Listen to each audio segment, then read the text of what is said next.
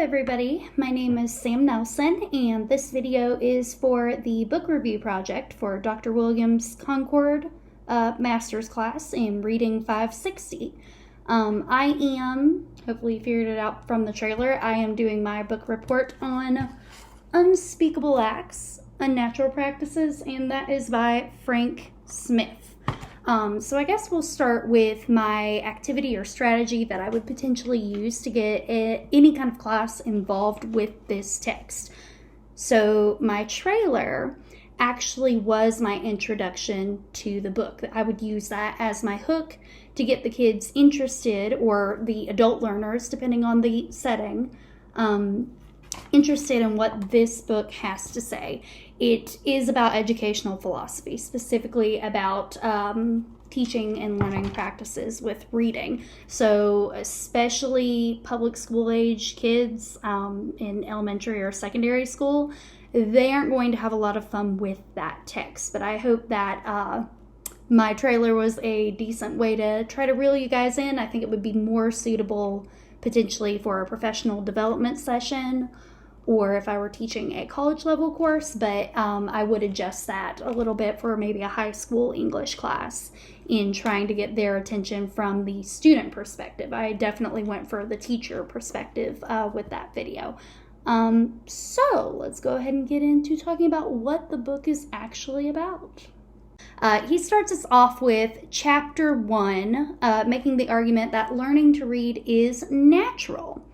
And he starts with the bold statement that letters, in fact, play a small role in constructing meaning. He quotes on page 2 that the alphabet's true function has always been to help people cope with the technical problems of making language visible. First of all, I would just like to go ahead and say hats off to you, sir, for being able to talk about such a bland subject in a kind of entertaining, satirical, almost kind of voice. I did appreciate reading that. But he states that its prime importance is so that people can simply make marks on paper and be able to reflect back and read in that capacity, whether it's paper or another service. And they want to do it in a simple, non-arbitrary, and consistent manner. He states actually that a letterman doesn't even need to be able to be literate. He just copies one letter at a time from his script. And that really honestly makes sense. I mean, if you have a young student, especially in your kindergarten range, and they ask you, how do you spell cat? They literally know the names of the letters C-A-T, and that's the only way that they're able to get it down. It's not necessarily that they were able to sound it out at that stage, or that they know that those sounds are supposed to make the letter. They already know that they want to write the word cat. They're just asking you how to make that visibly show up on paper without any connection to letter sound correlation. The 26 letters, he does point out, is just a very convenient way and an alternative to doing drawings to create unique images whenever we place them in a certain order or organize them in a certain way. He actually says, in quote, alphabets are a construction kit for putting words together, which I thought was pretty accurate. I mean, when you actually think about it, it makes sense because, the Chinese language, all symbols, all pictures, and they still can read. They're perfectly literate. But it does make things a lot more complicated when you are learning that written language. We, on the English side of things, we can understand Arabic and Roman numerals, 1, 2, 3. You can read my fingers and determine what numbers I'm holding up, and there are no letters involved. The symbols at the top of your keyboard, if you're near a computer, we've got the pound sign, the @ sign, the dollar sign. We automatically interpret what those mean without difficulty, or at least not difficulty once you've had experience with them, and there are no phonics related to that understanding. And he did throw in a fun fact that I thought was pretty interesting, that mass production is the first time that we really saw a need for any kind of standardized spelling of spoken words. So, for example, in the trailer, you guys might have seen me hold up this bad boy, okay? So we've got cat versus cat. It makes the same sound when we say it out loud. But again, just to keep it uniform, make it easier, we decided with mainstream typing and writing that we would go ahead and pick one version over the other. It's not necessarily that one is better than the other. English doesn't like to follow its own rules anyways. In Chapter 1, he does also specifically state that one other advantage of letters is that they can be given short names instead of describing what that letter looks like. So instead of saying, this spells cat, and you write a half circle, and then a circle with a stick, and then this cross-looking thing, and that makes cat, we can simply just say, cat is spelled C-A-T. And again, that's primarily a crutch for someone who is, at least at that time, illiterate. So I thought that was an interesting point to make, that you can be illiterate and still write, but if you can't make meaning out of what you're reading and writing, then there's really no point.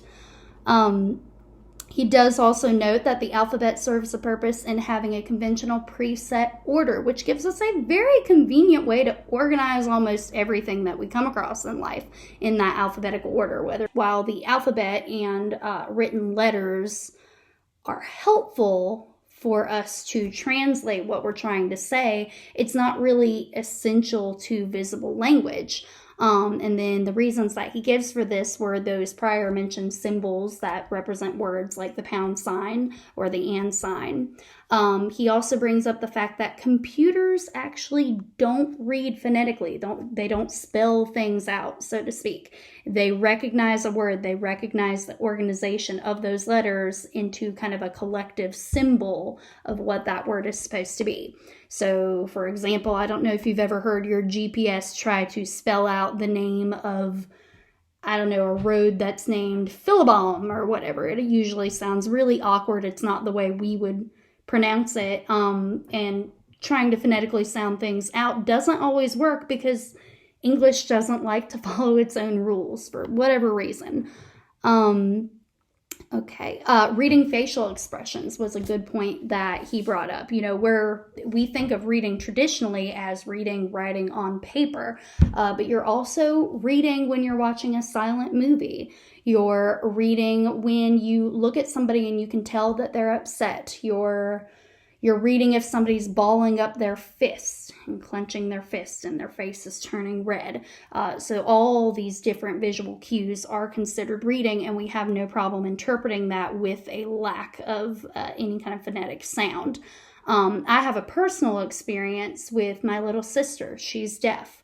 And one thing that I've really caught on to is they don't fingerspell. Hardly at all. They actually have signs for different words. So, for example, this might be cookie, and we can immediately read that in Frank Smith's definition of read and immediately know that that's cookie once you're used to that pattern.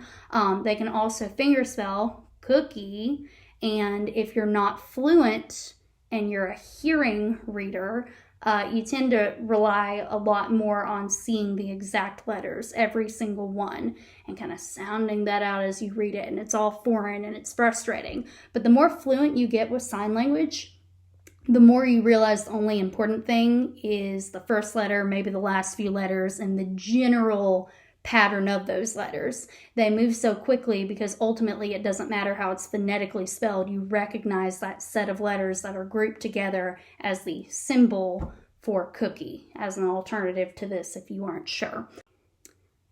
He also takes chapter 1 to point out that learning and comprehension are traditionally regarded as skills, but he actually argues that they are states of the human organism and a condition of being alive, which at first I was like, what are you talking about here, Smith? But he does say naturally humans being in a position of being unable to learn are just considered bored. If you can't do anything new, if you can't experience anything new or get anything out of it, that's when you hear kids especially say, I'm bored. I'm not sure what to do. And bored isn't a skill or really even a lack of skill. It's just a state of being. So he argues that to be unable to learn is simply just the opposite of that state of existence. He says the same thing about confusion, that we like to learn, and through learning we like to comprehend. And if we are in a state that we are not comprehending, the opposite of that is we are in a state of confusion. It doesn't necessarily mean that we're lacking a skill, but maybe that we're actually lacking context in that situation, or just prior experience. Maybe it's the first time that someone has been exposed to that situation. He notes that language is very useful for description, but actually lacks explanatory power purely on its own. We usually invent those explanations and often rely on either fiction or metaphor to better explain something that we just express in words, black and white. So he says that the brain's role is actually a tool for us to use in order to remember and interpret, but he doesn't feel that the brain is exclusively responsible for doing the reading. It is motivated by the person, their inner whatever, motivates them to use their brain as a tool to be able to access that information. But ultimately, it's not all of our brain. It's what makes us us, what makes us interested in what we're learning about, that drives us to make those connections. And your brain actually plays more of like a subservient role in what you actually do, just a tool in the toolbox, so to speak. So what is reading is kind of the question that he leaves us with at the end of that chapter. He says, letters or no, it's the act of making sense of the world around us so that we can comprehend and so that we can learn, those two states that he's referring to. He says that starts from birth. It's automatic. So you've got an infant in a crib. They get up, they look around at their surroundings, and they experience what things hurt them, what things they enjoy, what sounds mean that they're going to get food, or that they're in trouble, or that, they're going to result in being calm because it means that they're going to be held and comforted. And that is a form of reading. And he uses that argument to say reading is a natural thing, and the practices and how we traditionally teach reading are in fact what are unnatural. A bold statement, sir. So in chapter 2, he claims that the marvel of reading is not a mystery. Reading is making sense of print as hearing is making sense of sounds, which makes sense to me. That's what he's discussing on page 16. I really started to agree with this man a lot in chapter 2. He caught my attention pretty early on, but it was kind of nice to read something to where the author seemed to agree with me, or I guess I unknowingly ended up agreeing with him. And I think it really just does reinforce this idea that these are natural practices, because it occurred to me before I was even taught or before I even read about it. But he states in chapter 2 that that children should be interested in what they read. And that should be the number one priority of the teacher. And I think all of us as teachers can agree that there have been points in time where there's a student that we just couldn't motivate. They didn't want to be there. And they had lower skills because they had no motivation. It was more so you couldn't even assess their skills because they weren't interested in participating. They didn't see anything in it for them. So relevancy and just personal interest is something that should be like a duh thing. Yes, that's how you get kids' attention. Try as much as you can. But he goes ahead and states that from his research and his experience, he believes very strongly in that as well. And then he brings up the question of, well, how should reading be taught? He suggests modeling reading to the child. When they're younger, read to your kids. When they're going to bed, when you have free time, when you're outside and it's nice. Then you read with the child, not phonetically decoding each and every single word, but kind of drawing attention to the words on the page and relating them to the pictures that might be in that text. And then the third step is let the kid try to read.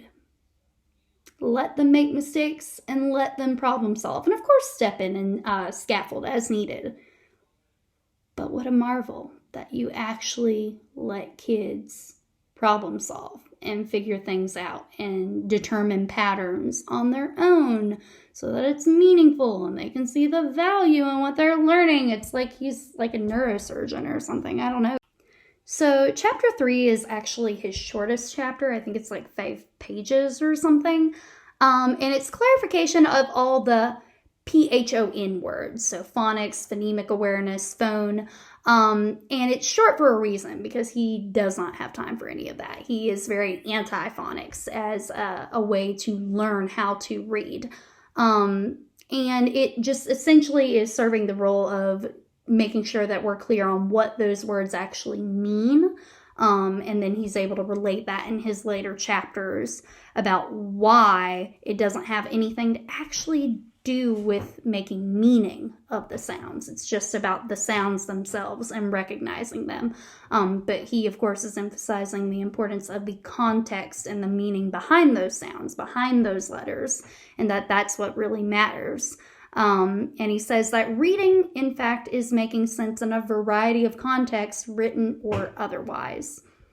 So chapter 4 is on educational hazards, and I thought this was a pretty good chapter. I really like this quote from him. The issue concerning the nature of reading is whether reading is a matter of constructing meaning or decoding sound. Okay, he's made that argument. The issue concerning instruction is whether teachers or outside authorities should be in charge of the classroom. Page 27. Look at him coming in clutch for us.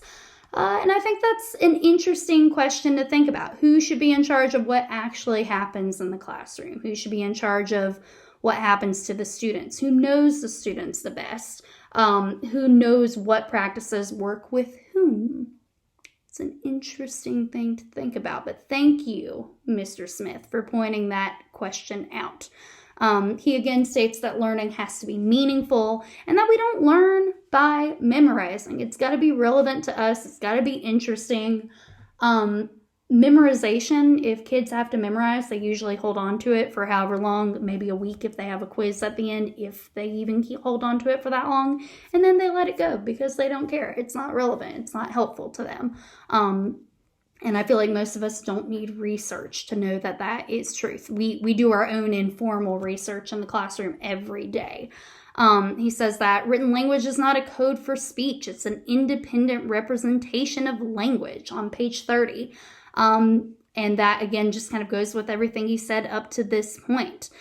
You learn to read by reading is a phrase that is often said. Before reading this book, before really having any super intense teaching reading instruction, I've always felt like the best way to learn to be a good writer and be a better reader is to simply read more and practice. And I've always had that philosophy for myself as a student and now as a teacher. My lessons on grammar, yeah, we could diagram sentences on the board a couple times a day, every day, but I didn't learn how to use appropriate grammar from doing that. I only remember doing that in 9th grade. I'm pretty sure my teacher wanted to kill me. I kind of wanted to run away. It wasn't a good situation. I learned how to write correctly by reading writing that uses good grammar. Same thing with spelling. And it goes back to that English doesn't always follow the rules that we think it should, and that it's kind of set up for itself. There's always an exception. You learn how to consistently spell a word correctly by seeing it over and over and over again. And then vocab building, seeing these words in a multitude of contexts so that you can develop a meaning. I'm sure we can think of probably at least 10 or 12, 15 words right off the bat right now that we know, and we know what they mean, and we might struggle maybe to give it a word-for-word definition, but we know the context that it's used in, we know the connotation, we know what it has to deal with.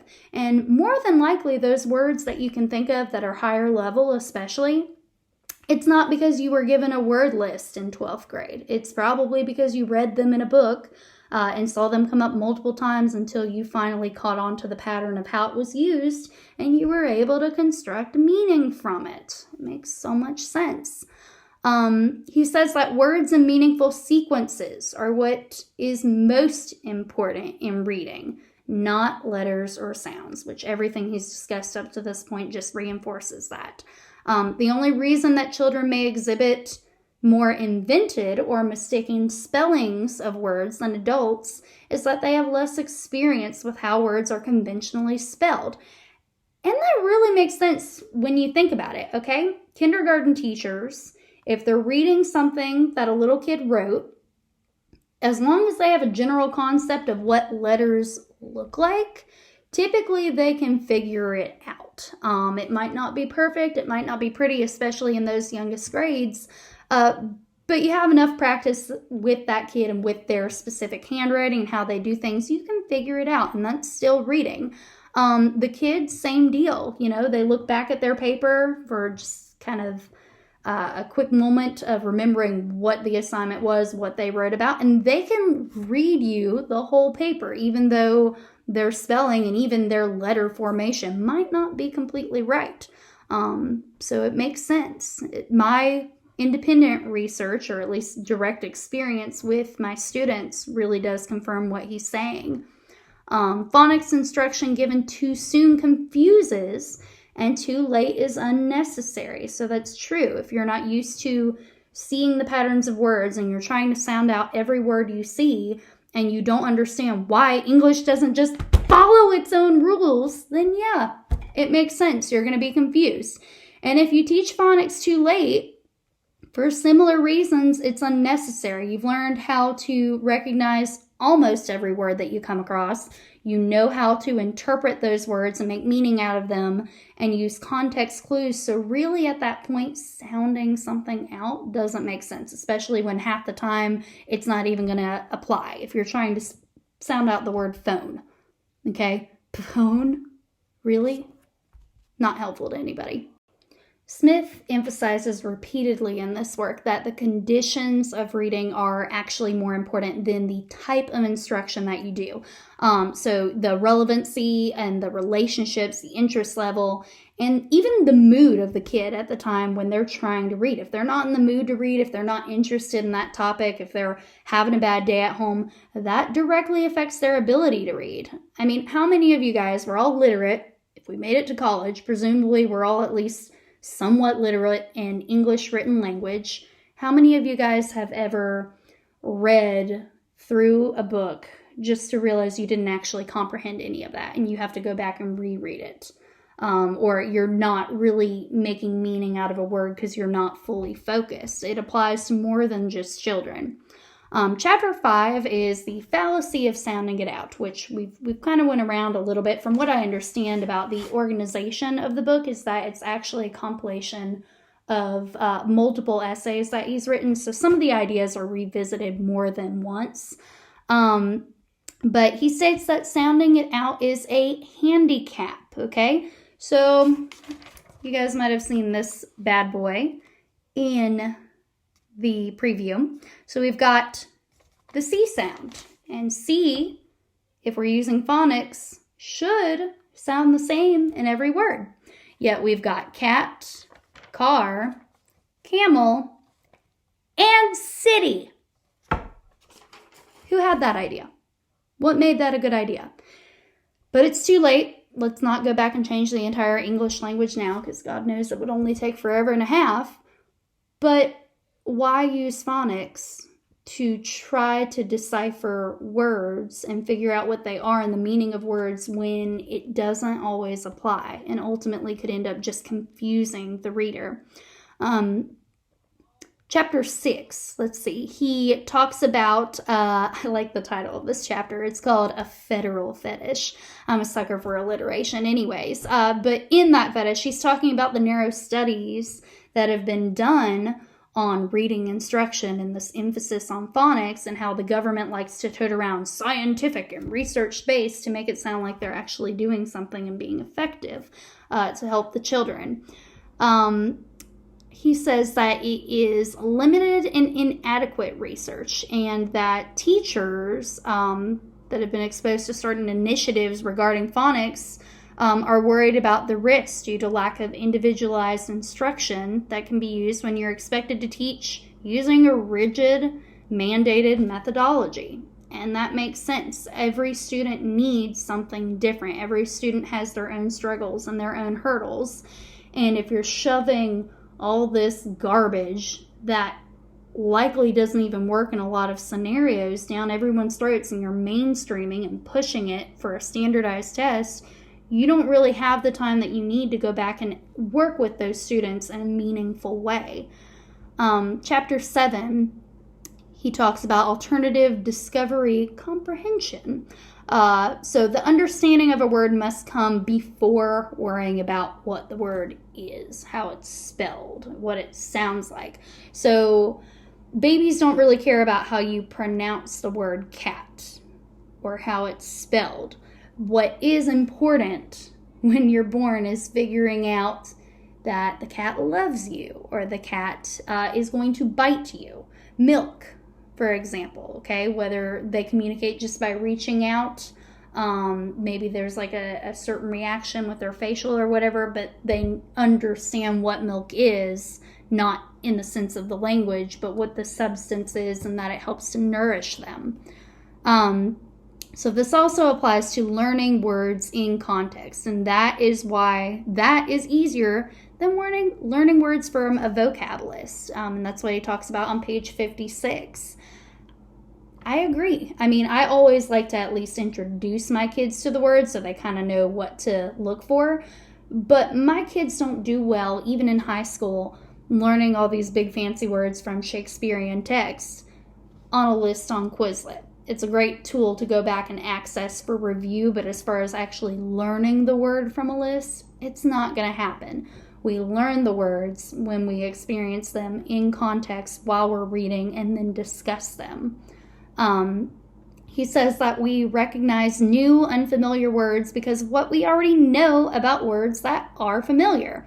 So he doesn't, I don't think, necessarily say this directly, but when you're looking at words that have a similar appearance and you're able to construct meaning from relating them to words that you already know, you're looking at your prefixes, suffixes, and root components, which are altogether more important for the kids to learn than phonics, than the individual letters, because ultimately they're just sounds. You can't take meaning from them until you create at least one of those three components, building up to a full word. Chapter 8, he talks about reading instruction. Is it problems? Is it bad timing? He says that arbitrary time constraints can limit successful learning. So you spend so much time on a particular skill, but there's no real emphasis put on how it applies in the bigger picture. And there's so much time spent on isolating and perfecting that skill before you're able to move on that students get burnt out and then they struggle to see how everything connects. You don't get there in time, and it's frustrating and overwhelming with the time frame that is put on them. He says that drills are not effective unless there's an underlying understanding. Now, I know this book is all about reading for the most part, except for like chapter 9, I think. But I feel like that really, really applies for math. For me, I could never understand these formulas that I was supposed to learn in pre-algebra, or like the area calculations in geometry, unless I had like this physical understanding of how and why it worked. I wasn't any good at memorization, and that's what it came down to. I had to actually understand what was happening. So page 66, definitely agree with that from my life experience. He said that forcing anyone to learn new skills when there is no interest or familiarity with the subject usually results in permanent failure with that particular topic. And I would agree with that wholeheartedly. Best example I can think of. I've been debating on whether to try to get a second master's in creative writing because it's something I'm really, really interested in and something that I've picked up on. Or whether or not I should get a doctorate because I already have a master's. Why not? Just have fun. Get all the things. So I decided on a master's because it looked like I was going to get more direct instruction on how to become a better writer, whereas a doctorate seemed like you kind of already had to know what you're doing. And I'm still fairly new to exploring creative writing and coming up with my own ideas. And I did some research. I was starting a fantasy novel, still working on that.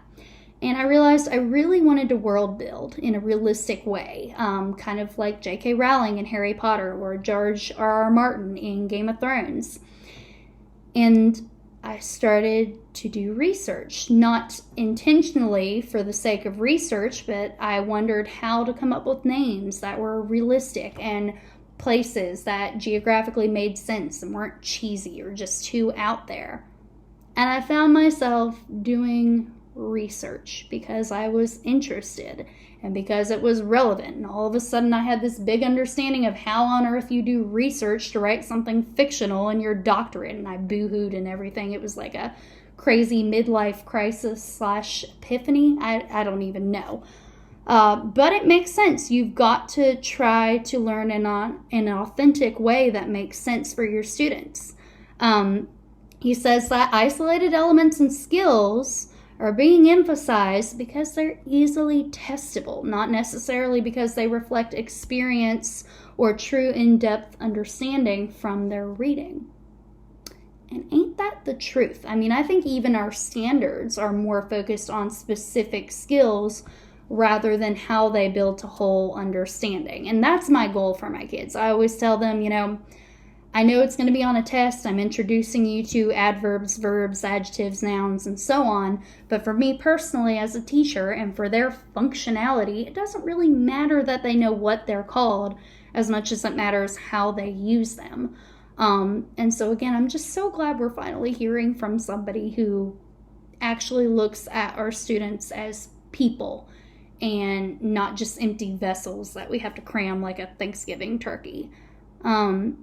Let's go ahead and rush it up to Chapter 10, Teaching and Technology. He really emphasizes in that chapter that technology is a tool, but it should not be a replacement for a teacher. Reading is a human interaction, and it's necessary for the application of what is learned. You have to have humans to interact with, to share that information with, or even for your introverts just to reflect within yourself, okay? Technology is a tool, but it should not be a replacement for authentic learning and those authentic experiences for applying what you have learned. Ultimately, he leaves us with the idea that there are 3 elements of learning that teachers should primarily foster. Your main goal as a teacher, all right? He's going to tell us how to teach reading. Foster imagination, identification, and social interaction, which we can all do through project-based learning and experience-based learning, relating what they're learning to the world around them or their interest. And then he ends with letting us know that reading, in his mind, is how we see and interpret the world. And writing is one way that we put ourselves out into the world, to be read, to be interpreted, and to communicate. Pretty sure I'm running over time here. I'm so sorry, Dr. Williams. So we're going to try to make this bit quick. So I did find an article written by Nelson, actually, ironically enough, titled Education Reform, Unspeakable Acts, Unnatural Practices after the book. And it's actually been posted on HuffPost. But he references the information that Frank Smith comes up with, along with the information from another lady who did some research. And he actually believes that these practices that the government is pushing and that have been standardized and we're streamlining through classrooms are part of the rise in ADHD. And he actually calls that an epidemic. He says that schools have become hostile environments. Children are genetically indisposed to long stretches of inactivity, and we medicate them so that they can survive in those unnatural environments. But they're bogged down by these individual skills that Smith is talking about, and he thinks that's part of the reason for what we're seeing in this trend towards more and more kids being diagnosed with ADHD or ADD. He says that most instruction is geared towards children's linguistic and mathematical intelligence, despite indisputable evidence that children are intelligent in many other ways. And that, he argues, is what is unnatural. Current education practices, most viciously in schools spawned by so-called reform, violate most of what we know about child development. And I'm sure Andrea Campbell could tell you guys a lot about that from our undergrad. But it really does. It contradicts everything we know about experiencing and growing in social interaction and the importance of play and having that want to learn and that want to experience. I did pull a scholarly article by Grisham and Smetana, I believe is how you pronounce her name. It's from Revitalizing Tier 2 Intervention with Graphic Novels. So there are basically two parties. There are the ones that think graphic novels are great and, they really engage children. It's a new way and a new medium, a new experience that kids can get interested in reading.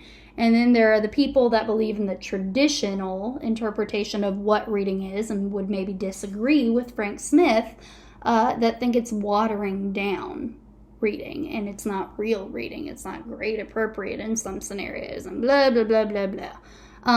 But these authors have stated that graphic novels use natural language, so clearly they agree with Frank, to tell stories as opposed to the stilted artificial language of controlled readers or controlled vocabulary stories.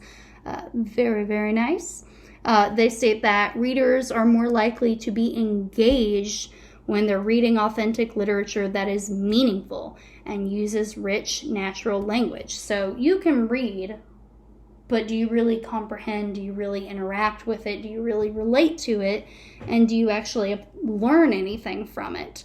If it's not something you're interested in or that you can't apply to what's going on in life around you. So again, kind of going back to what Frank Smith emphasizes in his text. When successful, students continue to read for pleasure, which is something I'm sure that we all hope. Whether it's pleasure or just for that drive to find out something new that will benefit them. That's how we can gauge their success and that they're confident and that they know how, not only how to read, but how to actually use that as a tool to reach that state of comprehension and learning. Last thing we'll talk about, a graphic organizer that I would potentially use to help students. I didn't have a way to print it. We're all in quarantine, yay! So I just kind of drew up an example here. This graphic organizer, the actual version, is available on Teachers Pay Teachers by a user who goes by the name The Novel Nerd. So this is basically a vocabulary diagram where you have your word, you have your character traits, you have your non-characteristics, you have your definition, and I added up there in your own words, if you can read my terrible handwriting. And then down here would be room for pictures for a storyboard definition. And I think with this text, I would have my kids use this graphic organizer, and the word that we would try to analyze using this graphic is read. And what it means to read, what is considered reading and the characteristics of being able to read, and what isn't, or maybe isn't necessarily. The definition of reading in their own words based off of what they got out of that and off of their own experiences. And then down here at the bottom, maybe some different pictures of how you can read, both in printed text and elsewise through visual stimulus other than writing in our world. I think that would lead to a very interesting conversation, and I think give them a better grasp on what reading is, what function it serves, and hopefully through that discussion, through sharing with each other, make them more confident in what they are doing and hopefully more interested in reading, and they don't see it as a chore, but rather a tool for them to get whatever it is that they want, whatever it is that they want to learn about, that they're interested in. Some discussion prompts that I would pair with the text would include, what text are you personally most comfortable with reading? So we're starting with just a list. From there, number 2, why do you think that's the case? So looking at those texts, what do they have in common that make you comfortable or at least interested in reading them? 3, how can you relate your answers to the last 2 questions to Smith's philosophy about learning how to read? So they're making connections to the text. And then number 4, with all that, do you agree with his philosophy? To what extent, and why or why not? I don't typically keep my college books. I typically sell them back. But honestly, I think this one's going to be a keeper. Hopefully, if you guys ever get around to reading it or at least skimming through to some of the parts, it'll kind of open up your eyes. Follow your intuition, follow what you know is natural, and do what's best for your kids. And now I'm signing off. Bye.